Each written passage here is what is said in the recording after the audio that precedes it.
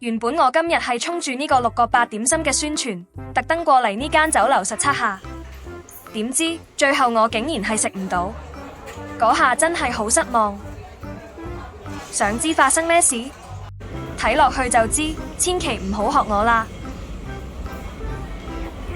大家好，歡迎嚟到不能肚餓嘅頻道。我自己一直有食開海港集團，平時都會留意住佢哋有咩新優惠。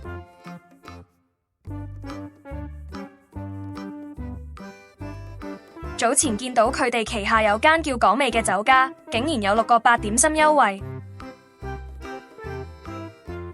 仲要寫明所有日子都適用。趁住今日星期日，我哋就一於去試下佢。呢間酒樓嘅位置好方便，大家只要喺油塘地鐵站經由去大本營商場嗰個出口一出，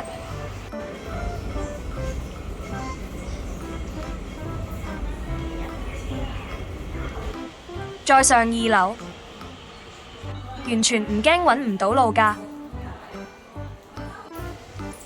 睇下呢度嘅環境，入到嚟見到中間主要係圓台，而側邊就有一排細卡位。轉個彎，仲會見到啲窗口大卡位，嗰度光猛好多，坐得亦都比較闊落。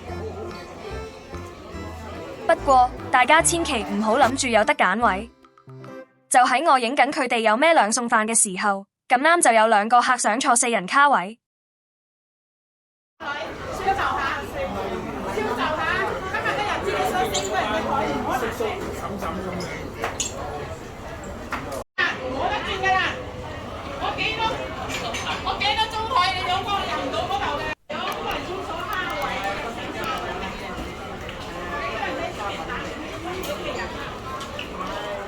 個客行開咗都仲話緊，可能因為今日係星期日比較忙啦。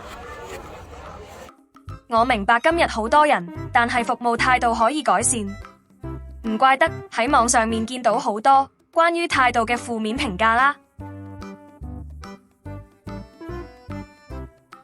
既然嚟到，就開返壺靚茶，睇下有咩好食先。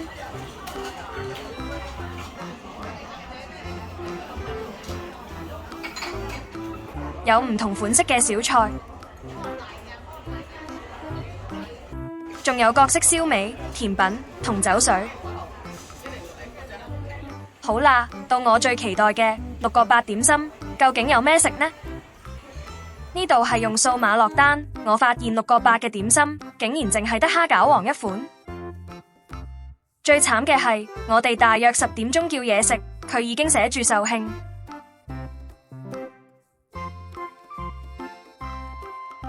即係話，我今日專程過嚟想試嘅特價點心，係完全食唔到㗎，真係好失望。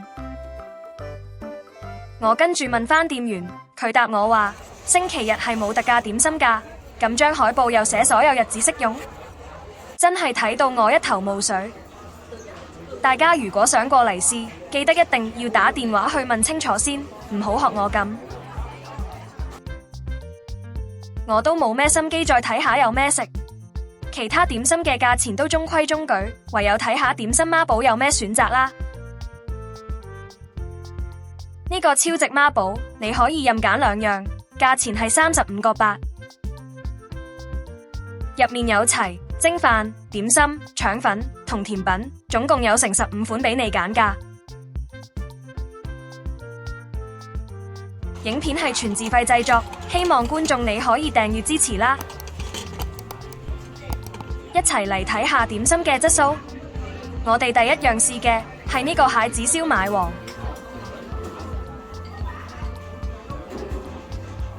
啲豬肉好實，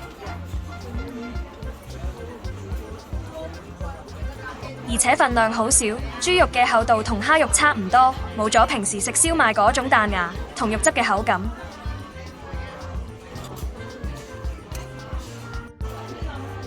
第2樣食嘅係精選孖寶香西牛肉腸，腸粉個皮好柔軟，但就厚咗啲。至於入面嘅牛肉餡就中規中矩。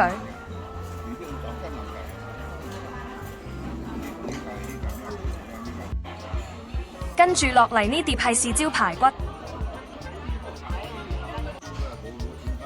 肉質嫩滑，入晒豆豉味，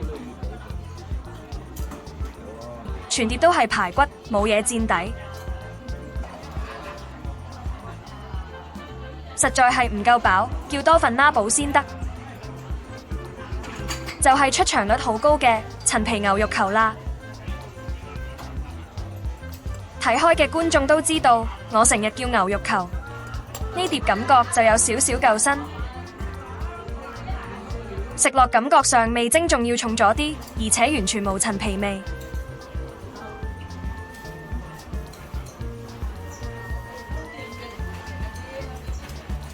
第五樣食嘅係花菇滑雞飯。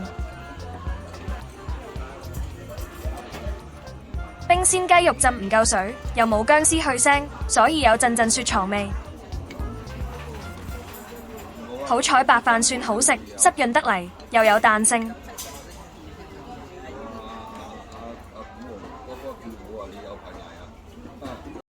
最後叫咗個蛋黃千層糕做甜品，質地做得好鬆軟。我自己就覺得蛋黃餡可以再多啲，好似張相咁就完美啦。總括嚟講，我覺得呢度嘢食嘅水平就普普通通啦。座位方面比較窄，好容易就會聽到隔離台講咩，唔算坐得舒服。再加上服務態度一般，暫時嚟講，我真係揾唔到一個要再返嚟食嘅原因。雖然今日食唔到6個8嘅點心，但係我都有睇下平時特價嘅點心有乜嘢食。今日淨係可以睇到張點心紙，咁我就影住俾大家睇住先啦。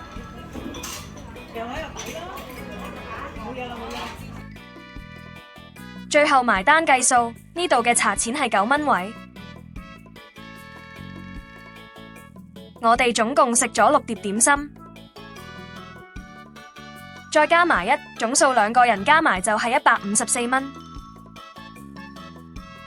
網上面嘅評語都好參差，你嘅經驗又係點呢？歡迎喺下面留言分享話俾我知。究竟係中伏定係有其他嘢食推薦呢？期待睇到你嘅分享。今集就分享到呢度。如果你鍾意睇呢類自費食評，希望你可以幫手讚好、訂閱我呢個頻道啦。如果能力許可，歡迎你用超級感謝功能支持我製作更多自費嘅創作。好多謝你可以睇到嚟呢度，我哋下集見啦。